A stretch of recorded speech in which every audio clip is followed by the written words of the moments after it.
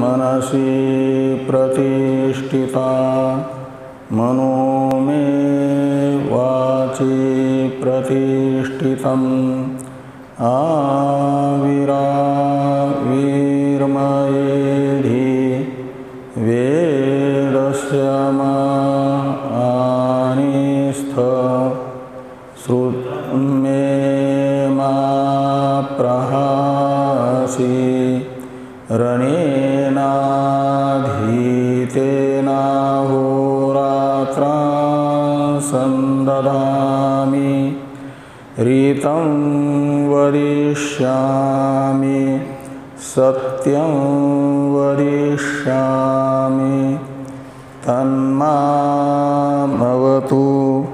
तद्वक्तारमवतु अवतु माम् अवतु वक्तारम् अवतु वक्तारम्। ओम शांति शांति शांति। शंकरं शंकराचार्यं केशवं बादरायणं सूत्रभाष्य कृतो वन्दे भगवन्तौ पुनः पुनः। ईश्वरो गुरुरात्मेति मूर्तिभेद विभागिने व्योमवद्व्याप्तदेहाय दक्षिणामूर्तये नमः। ओम शांति शांति शांति।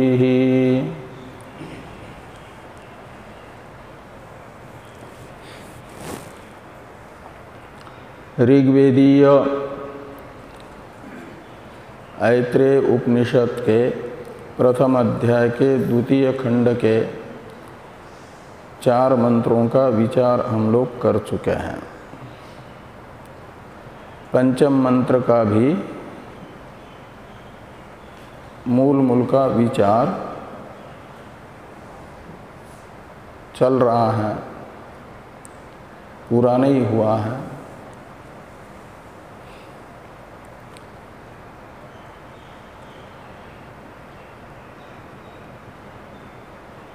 प्रथम सृष्टि की रचना करते हुए पंचीकृत पंचमहाभूतों से विराट शरीर का निर्माण भगवान ने किया और उस समष्टि स्थूल शरीर में गोलोकों की जैसे जैसे अभिव्यक्ति होती गई तो उनमें इंद्रिय तथा इंद्रियों की अधिष्ठात्री देवताओं की भी अभिव्यक्ति हुई। ये सब बात पहले बता दी गई है इस खंड में। और इस खंड के चतुर्थ मंत्र में बताया गया था, जो तृतीय मंत्र में देवताओं ने प्रार्थना की थी कि आप हमारे लिए समष्टि देहगत समष्टि इंद्रियों की अनुग्राहक अग्नि आदि देवताओं ने प्रार्थना की परमेश्वर से कि हमारे लिए कोई उचित आयतन आश्रय प्रदान करो, जहाँ पर स्थित होकर के हम अन्नादन कर सके। तो भगवान ने अनेकों वेष्टि शरीर दिखाए, लेकिन देवताओं को पसंद नहीं आए। आयतन के रूप में मनुष्य शरीर दिखाया, तो मनुष्य शरीर पूर्व जो समष्टि का आश्रय है, समष्टि इंद्रियों के अधिष्ठात्री अग्नि आदि देवता का तदाकार ही वेष्टि मनुष्य शरीर देवताओं ने देखा और देवताओं ने अपनी प्रसन्नता व्यक्त की कि ये हमारे लिए उचित है, पर्याप्त है भोग के लिए। और फिर मनुष्य शरीर के अलग अलग अंगों में करण एवं करण अधिष्ठात्री देवता की अभिव्यक्ति हुई। जैसे समष्टि के अलग अलग अंगों में करण एवं उनके अधिष्ठात्री देवों की अभिव्यक्ति हुई थी। यहाँ वेष्टिकरण और वेष्टिकरण के अधिष्ठात्री वेष्टि देवताओं की अभिव्यक्ति है। और यहाँ देवताओं का अन्न अदन आदि भोग संपन्न हो जाता है मानव शरीर में। इसे पंचम मंत्र में बताया जा रहा है कि पहले देवता, अब देवता के तरह ही अस्ना पिपासा ने भी परमेश्वर से प्रार्थना की।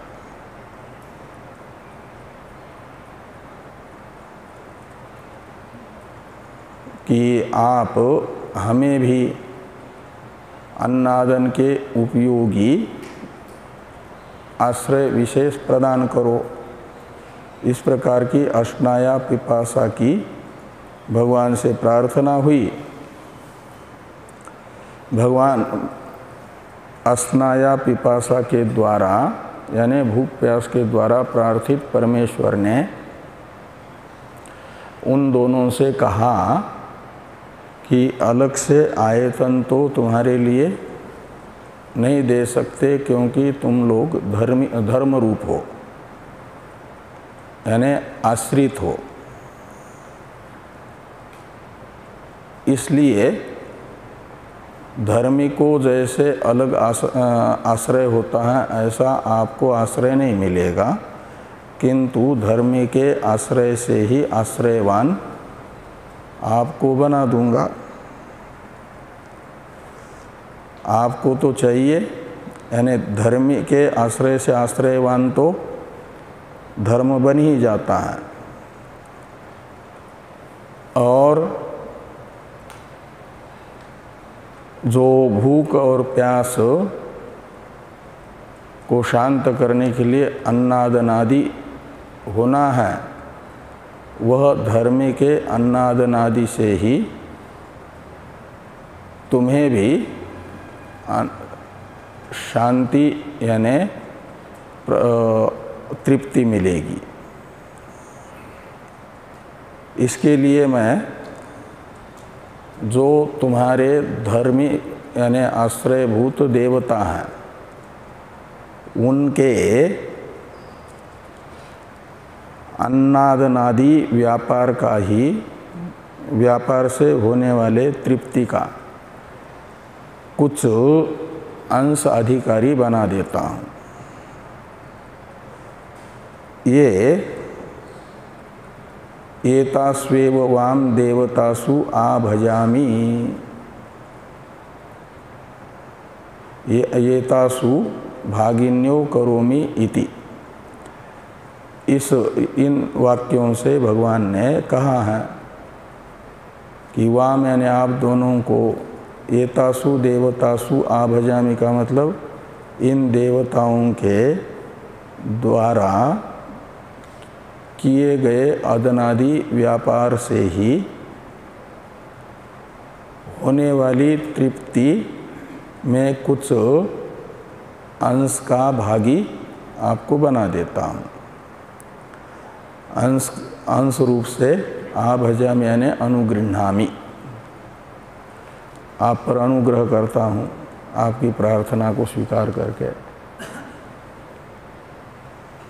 वो अनुग्रह का प्रकार ही, आभजन का प्रकार ही बताया जा रहा है। ये तासु भागिन्यो करोमि इति, इससे यानी ये तासु देवतासु, ये जो देवताएं हैं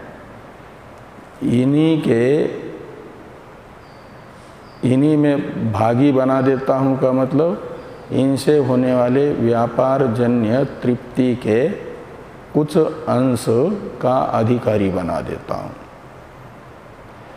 इति यानी ऐसा परमेश्वर ने अश्नाया पिपासा से कहा। ये जो संवाद है अश्नाया पिपासा का और परमेश्वर का, एक कब का संवाद है? विराट देह में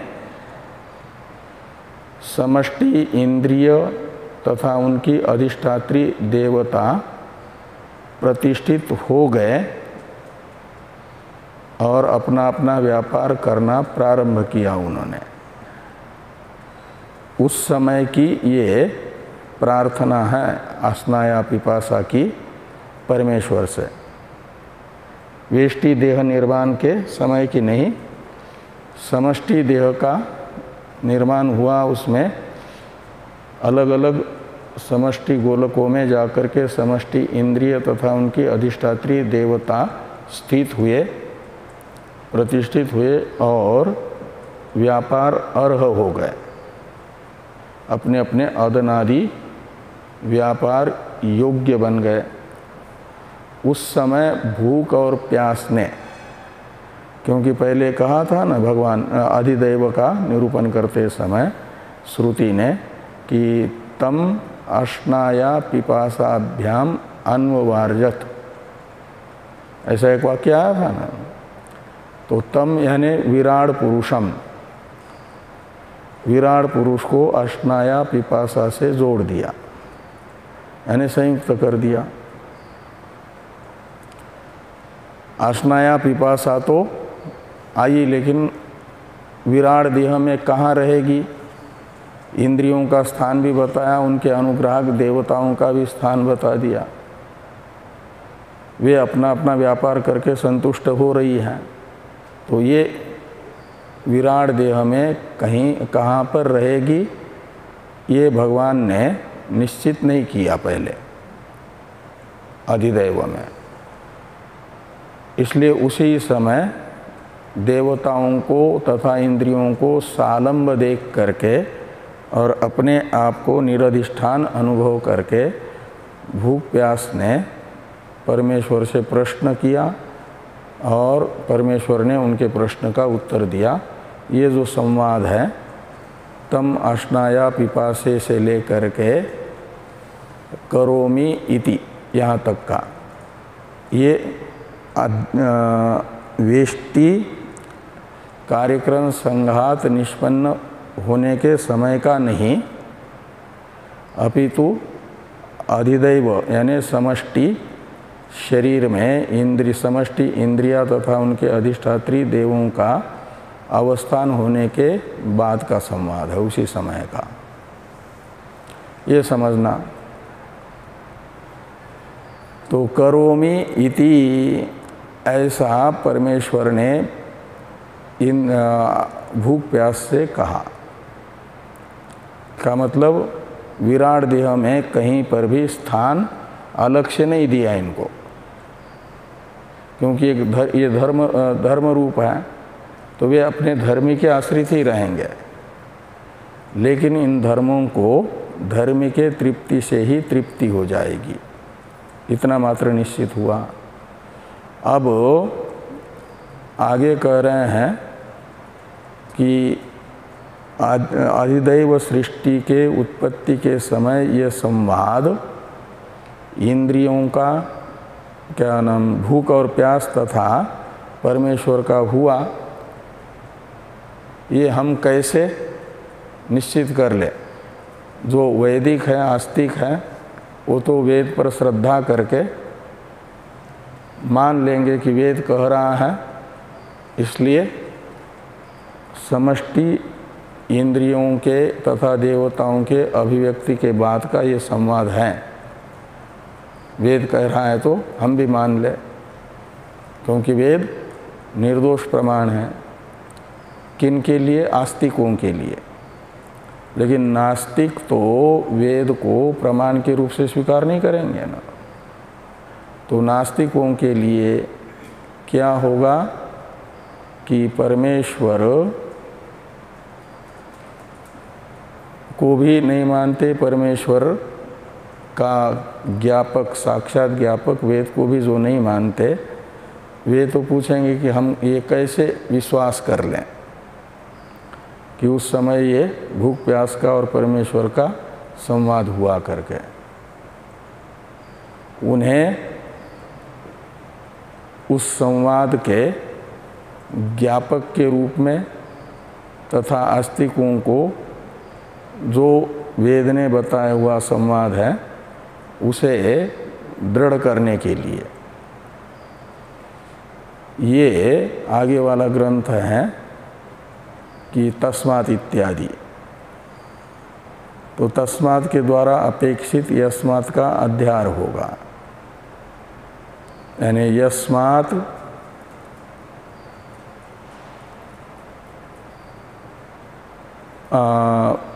आरंभे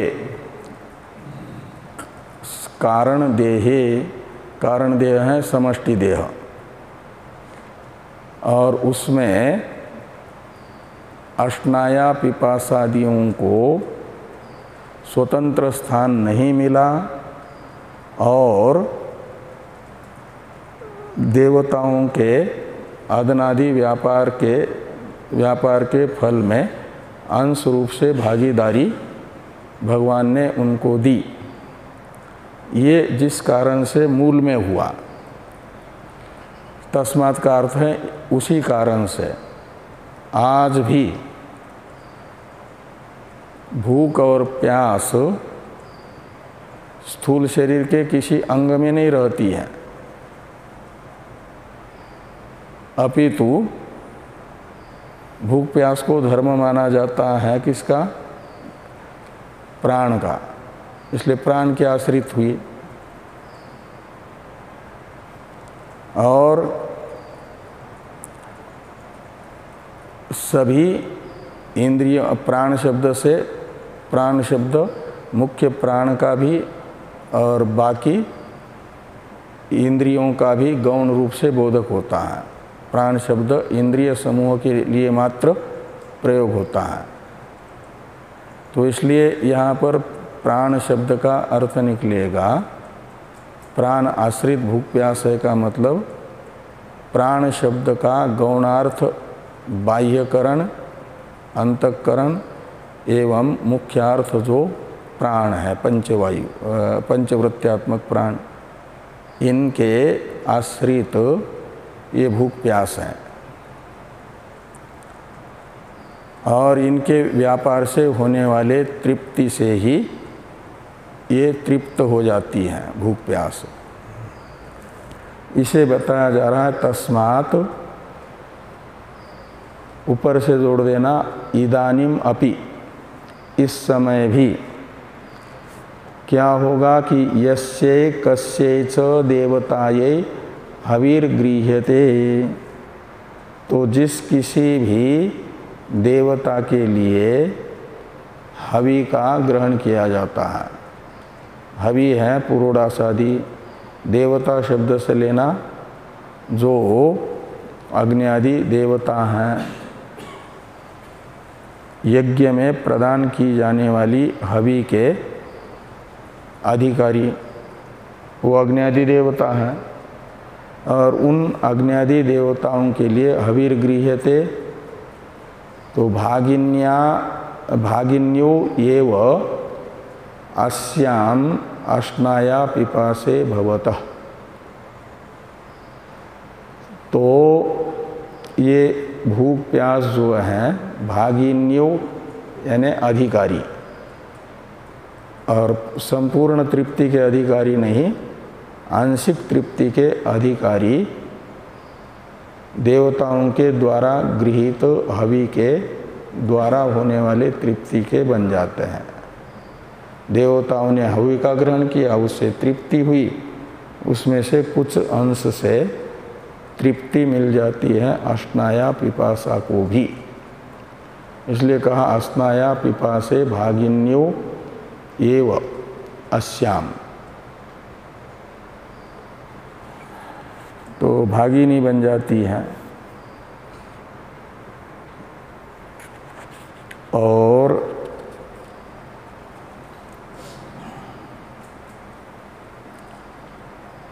तो अश्याम ये शब्द देवता का परामर्शक है। तो यद्यपि हवि ग्रहण किया जाता है देवताओं के द्वारा, उसमें भागी भूख प्यास नहीं होती, देवता में नहीं होती, इसलिए अश्याम शब्द से ग्रहण करना देवताओं को होने वाली जो तृप्ति,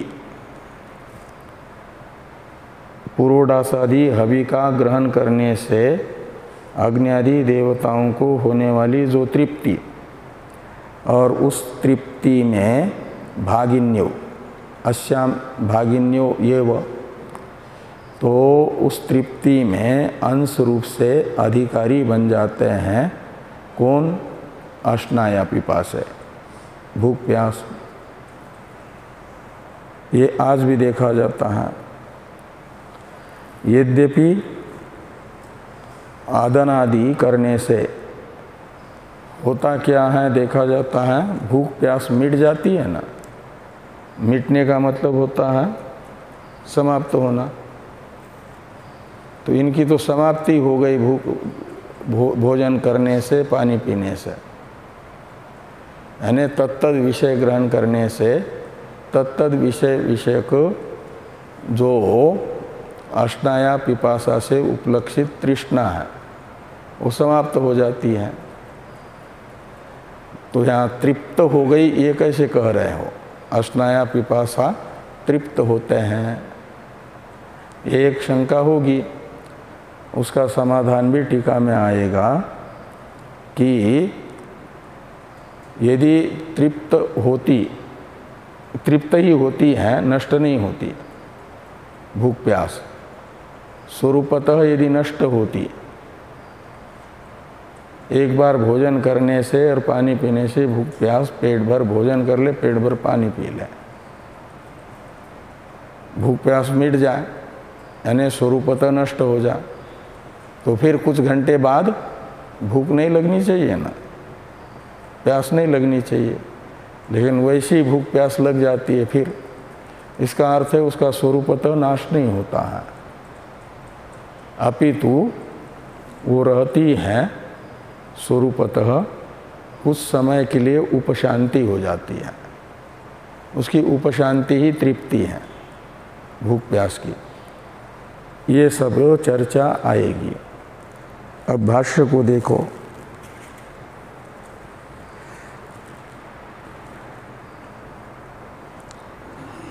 तम ईश्वरम अब्रवीत। अच्छा, हाँ, यहाँ तक तो चर्चा हो गई थी ना कि एवं लब्धाधिष्ठानासु देवतासु निरधिष्ठाने सत्यो अश्नाया पिपासे। तो अश्ना पिपासा मूल में यानी समष्टि शरीर में निरधिष्ठान है, कोई उनका स्वतंत्र गोलक नहीं है भूख प्यास का। भूख प्यास ये जिसके धर्म है उन्हीं के आश्रित रह करके उन इंद्रियों का जो गोलक होगा उस गोलक से ही गोलकवान है, अलग आश्रय नहीं है।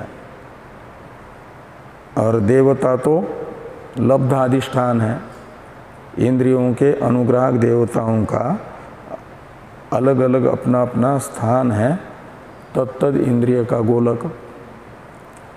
ऐसे अश्नाया पिपासा का नहीं है, इसलिए कहा निरधिष्ठाने सत्यो अश्नाया पिपासे।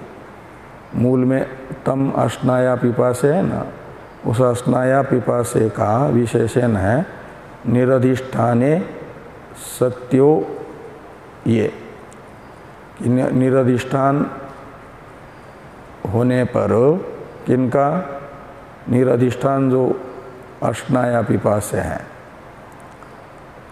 उन्होंने तम यानी ईश्वरम अब्रूताम यानी उक्तवत्यो परमेश्वर से कहा। क्या कहा कि आवाभ्याम अधिष्ठानम अभिप्रजानी ही, हमारे लिए भी कोई स्थान आप प्रदान करें। अभिप्रजानी ही मूल में है, उसका अर्थ करते हैं चिंतय, और उसका भी अर्थ बता विधत्स्व इत्यर्थ, तो आप विधान करो। ये बताया गया पूर्व इस अभिप्रजानी ही वाक्य का क्रियापद का अर्थ, यानी हमारे लिए भी कोई स्थान आप बना लो, निश्चित कर लो कि यहाँ रहो करके। कहाँ? समष्टि शरीर में। तो स ईश्वर, अब ते अब्रवीत, इस वाक्य का अर्थ कर रहे हैं भगवान भाष्यकार स ईश्वर इत्यादि से। इसका अवतरण लिखने से पहले टीकाकार जो एवं इति इस प्रतीक के बाद में टीका में वाक्य है, उससे इस प्रश्न वाक्य का तम अश्नाया पिपासे अब्रूताम इत्यादि का अर्थ करते हैं। निरधिष्ठाने सत्यो कारणीभूत इति कारणीभूते विराट देहे अधिष्ठान विशेषो यदि स्यात् अश्नाया पिपासयोः अग्न्यादीनां मुखादय इव तदा वेष्टिदेहेपि तदेव स्यात् तयोः अधिष्ठानम् तेषाम् इव न तु एतदस्ति अतो निरधिष्ठाने ते इत्यर्थ। तो निरधिष्ठान पर ये लिखा है। अश्नाया पिपासा का विशेषण है निरधिष्ठाने सत्यो, तो ये निरधिष्ठान है अश्नाया पिपासे। क्यों निरधिष्ठान है? इसे स्पष्ट करते हुए कहते हैं कि कारणीभूते विराट देहे निरधिष्ठान क्या अधिष्ठान विशेषो यदि स्यात्, तो ये अश्नाया पिपासा का समष्टि शरीर में यदि कोई न कोई अलग स्थान होता, अधिष्ठान यानी स्थान, आयतन, गोलक यदि होता, तो अश्नाया पिपासयो, अश्नाया पिपासा का अलग स्थान होता, जैसे अग्न्यादीनाम मुखादय, अग्न्यादियों के मुखादि स्थान है, ऐसे अश्नाया पिपासा के यदि अलग स्थान होते तो तदा वेष्टि देहेपि तदेव स्यात्, तो जो समष्टि देह में, जैसे यहाँ पर अग्न्यादि का मुखादि स्थान बताया ना, क्योंकि समष्टि देह में भी समष्टि देह के मुखादि ही अग्न्यादि देवता के स्थान है, ऐसे वेष्टि शरीर में अश्नाया पिपासा का भी वही स्थान होता, जो यदि समष्टि शरीर में कोई न कोई स्थान मिलता तो ये कहते हैं कि तदा वेष्टि देहेपि तदेव स्यात्, यानी वही स्थान होता जो समष्टि में मिलता। तयोः अधिष्ठानम, तो वही उनका अधिष्ठान बन जाता। कैसे? तो कहते तेषाम इव, यानी जैसे तेषाम यानी अग्न्यादि नाम, तो अग्न्यादियों का वेष्टि देह में वही स्थान है जो समष्टि देह में था, मुखादि। ऐसे अश्नाया पिपासा का भी वही अधिष्ठान बनता वेष्टि शरीर में जो समष्टि शरीर में होता उनका। लेकिन कहते न तु एतदस्ति, तो समष्टि शरीर में तो कोई उनका एतद यानी अधिष्ठान है ही नहीं, इसलिए क्या होगा? अतो निरधिष्ठाने ते, तो समष्टि देह में वे निरधिष्ठान होने से वेष्टि देह में भी निरधिष्ठान ही रहेंगे। और विधत्स्व, ये अभिप्रजानी ही का अर्थ विधत्स्व किया ना, उसके विषय में लिखते हैं टीकाकार कि उसके विधत्स्व इस क्रियापद के बाद में यस्मिन् प्रतिष्ठिते अन्नम अदाव, इतना शेष करना। तो ये लिखते हैं कि विधत्स्व इति अनंतरम, यस्मिन् प्रतिष्ठिते अन्नम आदाव इति शेष।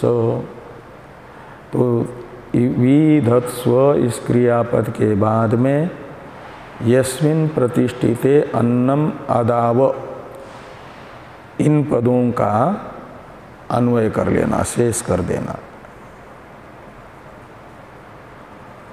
आगे हैं तत्र अधिष्ठान विशेषः तावद इवयोः कारणे समष्टि देहे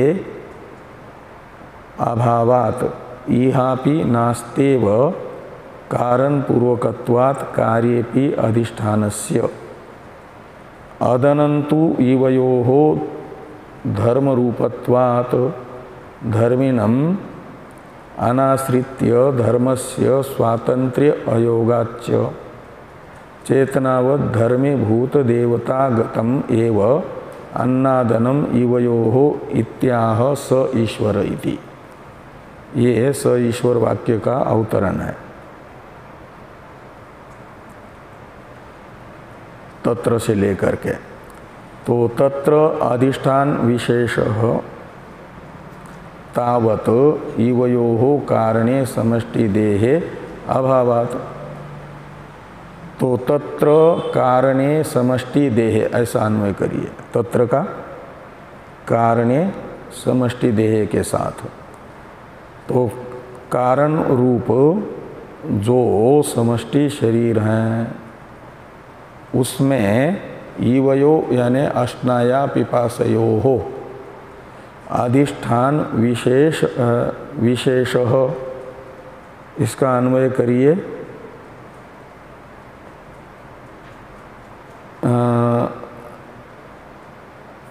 कहाँ है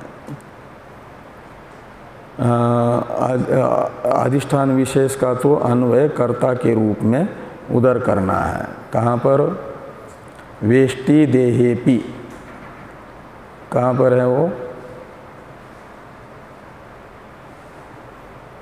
इहापि लिखा है ना, वो तो इहापि नास्तेव। तो ये अधिष्ठान विशेषः इहापि नास्तेव, ऐसा अधिष्ठान विशेष का तो कर्ता के रूप में, नास्ति के कर्ता के रूप में इधर अन्वय करिए। और तत्र तावत इवयोः कारणे समष्टि देहे अभावात्। अभावात् का मतलब अधिष्ठानस्य अभावात्। तो कारण शरीर में आप दोनों का अधिष्ठान न होने से अभावात् का अर्थ निकलेगा। अभावात् के साथ में अधिष्ठानस्य अभावात्, ऐसा अधिष्ठानस्य पद का अध्यार कर दीजिए। तो कारण शरीर में भूख प्यास का कोई स्थान न होने से इहापि अधिष्ठान विशेषो नास्तेव, ऐसा अन्वय होगा। तो कारण में ही नहीं है तो इहापि यानी वेष्टि कार्य देहे। तो वेष्टि जो कार्य शरीर है उसमें भी आपके लिए कोई अधिष्ठान नहीं मिलेगा। ऐसा क्यों? तो कहते इसलिए कि कारण पूर्वकत्वात् कार्येपि अधिष्ठानस्य। तो कार्य में जो अधिष्ठान है अग्नि आदि का, वही है जो कारण में अधिष्ठान था। इसलिए कारण पूर्वकत्वात् का मतलब कारण अधिष्ठान पूर्वकत्वात् कार्येपि अधिष्ठानस्य, ऐसा लगाना। तो इसलिए आपको यहाँ भी कोई स्वतंत्र स्थान नहीं मिलेगा भूख प्यास को। तो कहा फिर हम ऐसे ही रहें निरालंब ही। तो निरालंब होंगे यदि तो व्यापार नहीं कर पाएंगे तो हम तृप्त कैसे होंगे? भूख प्यास बनी ही रहेगी, फिर इनकी उपशांति कैसे होगी? इसलिए कहते हैं कि अदनन्तु इवयोः धर्म रूपत्वात्।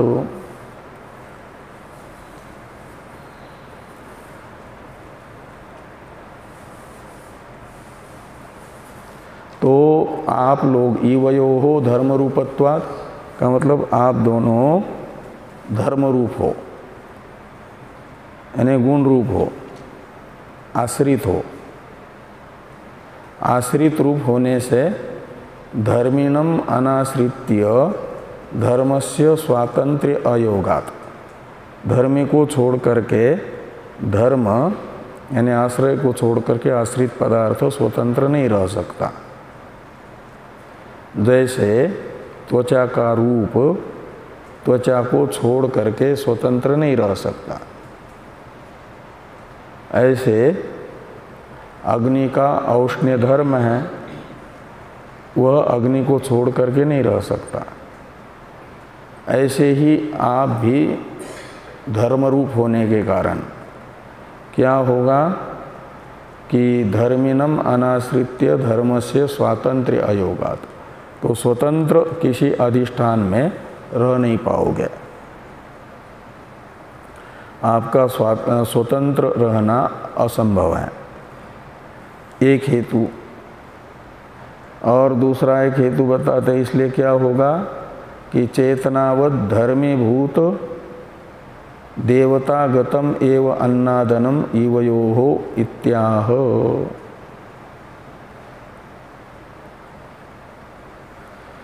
तो आप लोग धर्मरूप होने के कारण धर्मी में भी किसी न किसी आश्रय में रहोगे। और आश्रय दो प्रकार के देखे जाते हैं, आत्मारूप आश्रय, चेतन आश्रय और जड़ आश्रय। तो जड़ आश्रय में तो अदनादि व्यापार होता नहीं है, इसलिए जो आप लोगों के आश्रयभूत, धर्मीभूत का मतलब आप लोगों के आश्रयभूत देवता हैं अग्नि आदि, और तदगतम यानी अग्नि आदि देवतागतम एव अन्नादनम इवयोः, तो देवताओं का जो अन्नादन है वही आपका भी अन्नादन माना जाएगा। इति आह, ये बात स ईश्वर इत्यादि वाक्य से बताई जा रही है कि स ईश्वरः एवं उक्त ते अश्नाया पिपासे अब्रवीत। तो एवं उक्त ये ईश्वर का विशेषण है। एवं उक्त स ईश्वर यानी अश्नाया पिपासा के द्वारा प्रार्थित ईश्वर ने ते यानी अश्नाया पिपासा से अब्रवीत यानी कहा। क्या कहा? तो ये कहा कि आगे वाला वाक्य उसे बता रहे हैं, नहीं इत्यादि से।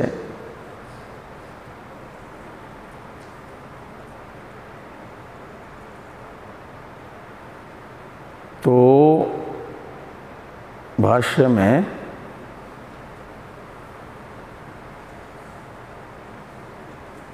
भाव रूपत्वात्, हाँ इवयो ये नहीं के पास में है, आगे देखिए नहीं इत्यादि वाक्य।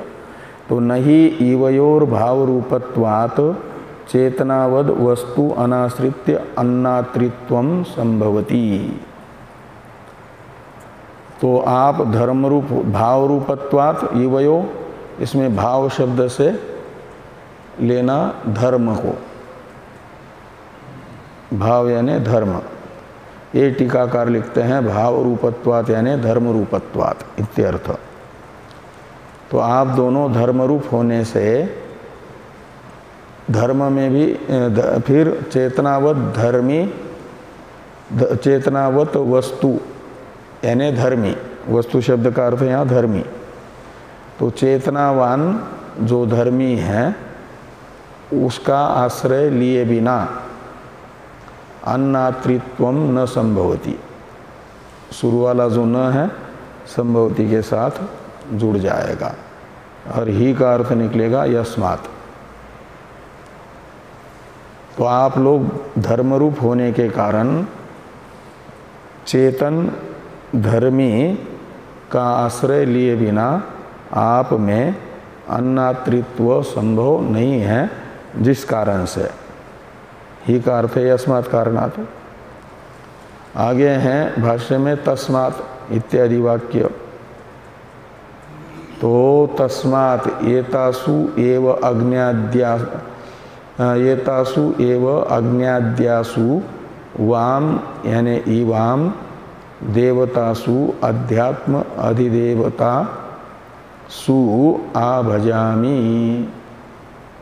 और आभजामि क्रियापद का अर्थ कर दिया वृत्ति संविभागेन अनुगृह्णामि, ये आभजामि का अर्थ।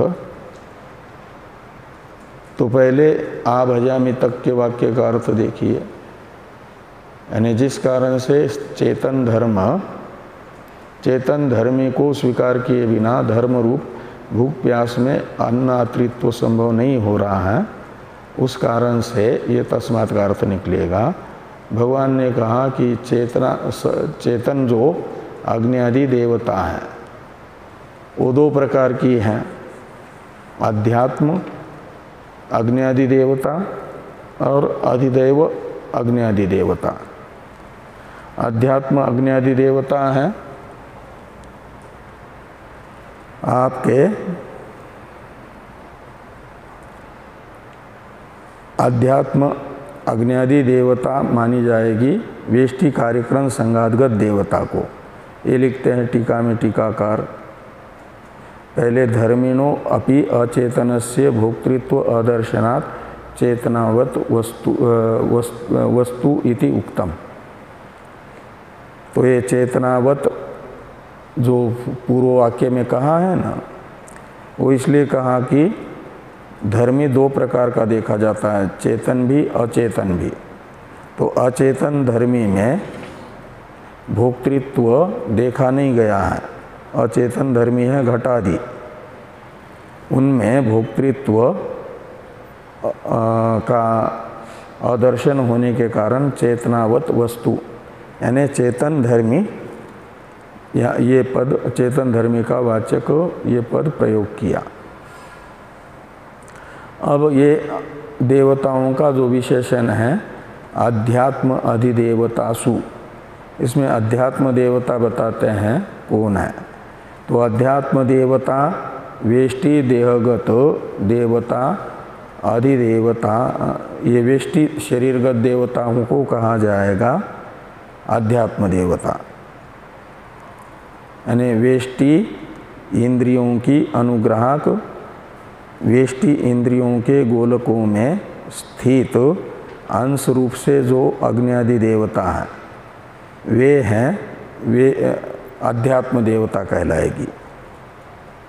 एक अध्यात्म में यानी वेष्टि शरीर में इंद्रियों पर अनुग्रह करने के लिए पूरा का पूरा अग्नि देवता एक ही शरीर में आकर के नहीं रहता है ना, सारे इंद्रियों के अनुग्राहक देवताएं अपने अपने अंश रूप से वेष्टि शरीर में अपने अनुग्राह्य इंद्रियों के गोलकों में रहती हैं, इसलिए उनको अध्यात्म देवता कहा जा रहा है वेष्टि शरीर में अंश रूप से रहने से। और अधिदेवता, तो अधिदेवता कौन है? तो समष्टि विराट देहगता हविर्भुजो अग्न्यादयः प्रसिद्धा तासु इत्यर्थ। तो अधिदेवता है समष्टि जो विराट शरीर है उसमें समष्टि इंद्रियों के अनुग्राहक के रूप में अवस्थित देवता, उन अग्न्यादि देवताओं को कहा गया हविर्भुज, यानी वेष्टि कार्यक्रम संघात उपाधिक मनुष्य योनि में आए हुए जीव के द्वारा जो वेदाधिकारी है दिया जाने वाला जो पुरोडासादि हवि है उसे ये ग्रहण करते हैं। पुरोडासादि हवि है देवताओं का अन्न, स्वाहाकार के द्वारा दिया जाने वाला, और उसके अदन करता है ये समष्टि शरीरगत अग्नि आदि देवता। ये प्रसिद्ध है वेद में। और तासु का मतलब ये जो दोनों अध्यात्म देवता एवं अधिदैव देवता, इन देवताओं में ही आप लोगों को आभजामी का अर्थ है इनके अदनादि के द्वारा होने वाले तृप्ति रूप फल में कुछ अंश का अधिकारी बना करके आप पर अनुग्रह करता हूँ। आभजामी का अर्थ निकलेगा। यही अर्थ आभजामी का बता रहे हैं भगवान भाष्यकार वृत्ति इत्यादि से। इसका अवतरण अलग से अवतरण तो नहीं, लेकिन अर्थ करते हैं टीकाकार। पहले वृत्ति इत्यादि वाक्य को पढ़िए। तो वृत्ति समविभागेन अनुगृह्णामि, ये आभजामि का अर्थ निकला। तो अध्यात्म तथा आदिदेव जो देवता, उनमें ही उनके द्वारा किए गए अदनादि के फलभूत तृप्ति में अंश रूप से अधिकारी बना करके आप पर मैं अनुग्रह करता हूँ। ये यहाँ पर कह रहे हैं कि वृत्ति समविभागेन। वृत्ति का अर्थ है अग्नि आदि देवताओं के द्वारा कृत जो हवीर आदनादि रूप व्यापार है, उस व्यापार सहित उसका फल सफल व्यापार, और उस सफल व्यापार में समविभागेन उसका कुछ अंश आपको देता हूँ, कुछ बाकी उनके पास रखता हूँ।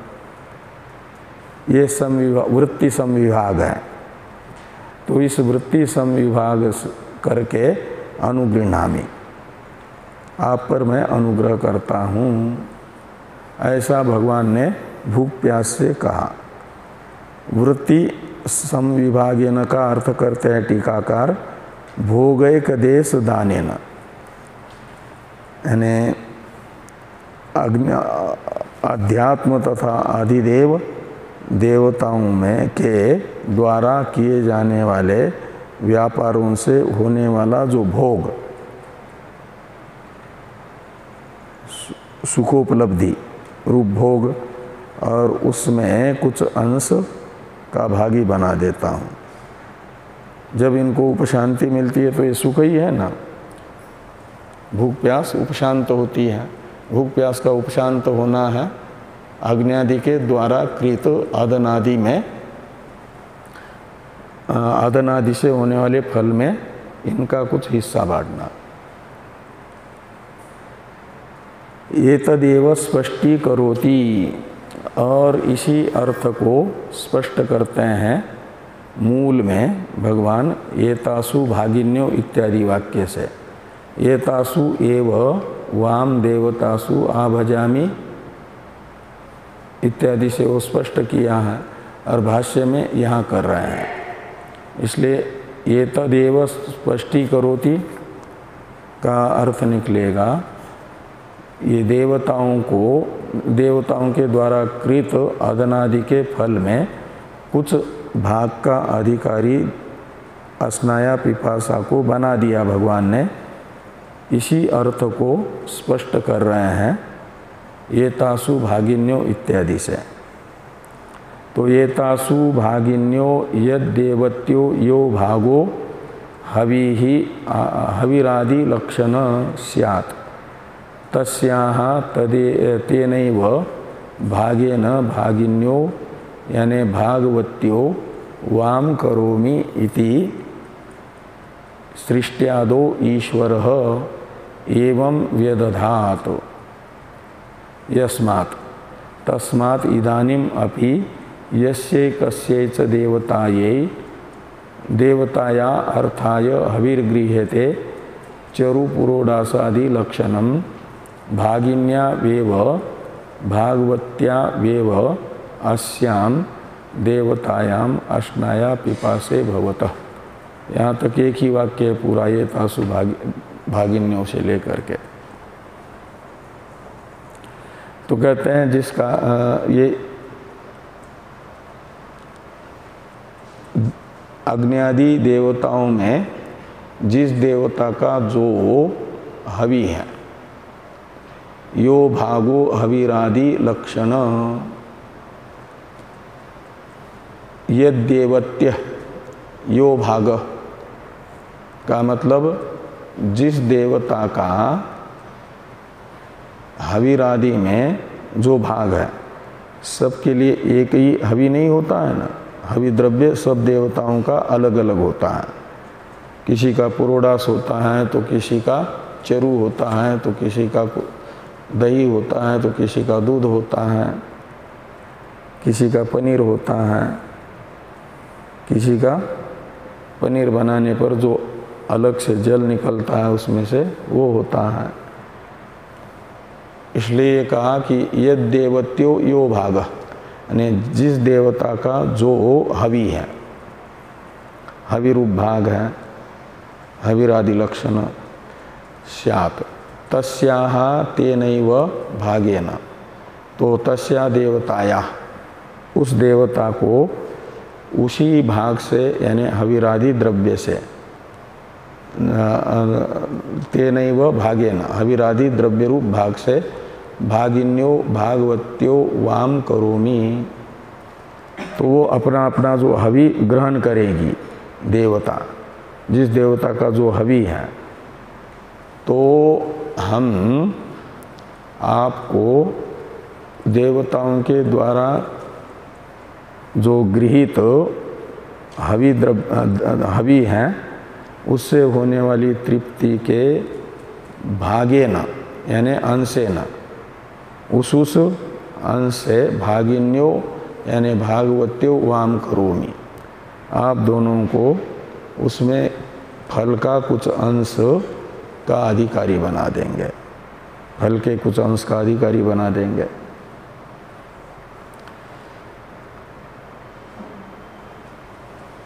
कहते सृष्ट्यादो ईश्वर एवं व्यदधात यस्मात्, तो परमेश्वर ने विराट शरीर के उत्पत्ति के समय जिस कारण से ये विभाग कर दिया, वेदधात यानी अग्नि आदि के द्वारा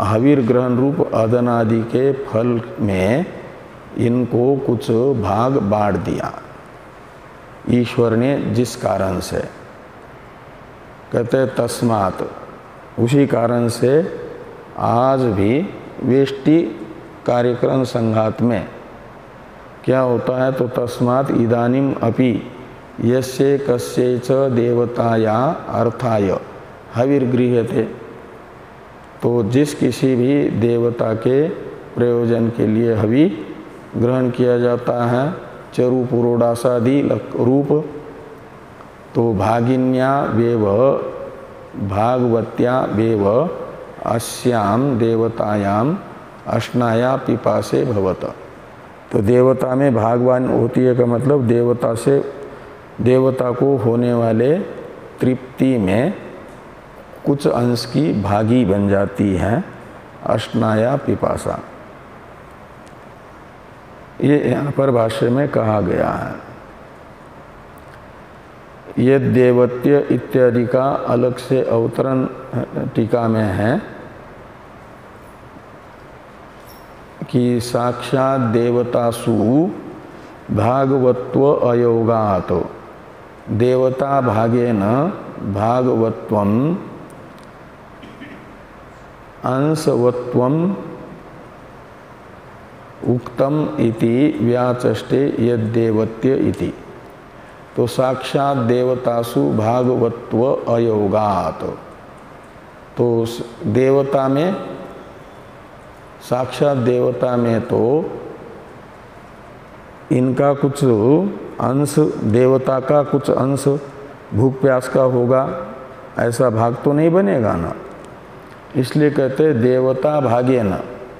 तो देवताओं का जो भाग है का मतलब अग्नि आदि देवताओं को होने वाली जो तृप्ति है, उस तृप्ति के कुछ भाग से भागी बना दिया परमेश्वर ने इन दोनों को। इसलिए कहा देवता भागेन भागवत्वम, यही अंशवत्व है। भागवत्वम का अर्थ है अंशवत्वम, उस फल का कुछ अंश इनके लिए भी विभक्त करके दे दिया। कहा कि इतना व्यापार देवता आदनादि करेगी तो आपको इतनी तृप्ति होगी। ये बात कहते इति व्याचष्टे यद देवते इत्यादि से वही अंशवत्व का स्पष्टीकरण किया जा रहा है, व्याख्यान किया जा रहा है। यद देवत्यो इत्यादि की इत्यादि व्याख्या रूप जो टीका है, इसकी चर्चा हम लोग करते हैं कल। जहाँ कल तो सप्तमी है, इसलिए प्रातः काल तो कठोपनिषद का पाठ, महाराज श्री जी का पूजन, महाराज श्री जी यानी ओंकारेश्वर वाले महाराज जी, उनकी पुण्यतिथि है और इसलिए उनका पूजन, फिर अपने महाराज श्री जी का पूजन और कठोपनिषद का पाठ और थोड़ा भाव पुष्पांजलि श्रद्धा सुमन उनको समर्पित किए जाएंगे वाक पुष्पांजलि के रूप में। ये कार्यक्रम रहेगा सुबह के, इसलिए सुबह का सत्र वही पुण्यतिथि के रूप में ही संपन्न होगा। शाम का सत्र जैसा है ऐसा चलता रहेगा। ओम शन्नो मित्र ओम वाङ्मे मनसि प्रतिष्ठिता मनो मे वाचि प्रतिष्ठितम् आविराविर्मयेधि वेदस्य आनिस्त श्रुतं मे मा प्रहासि रनेनाधीतेनाहु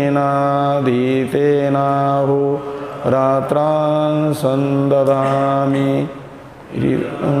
वदिष्यामि सत्यं वदिष्यामि तन्मामवतु तद्वक्तारमवतु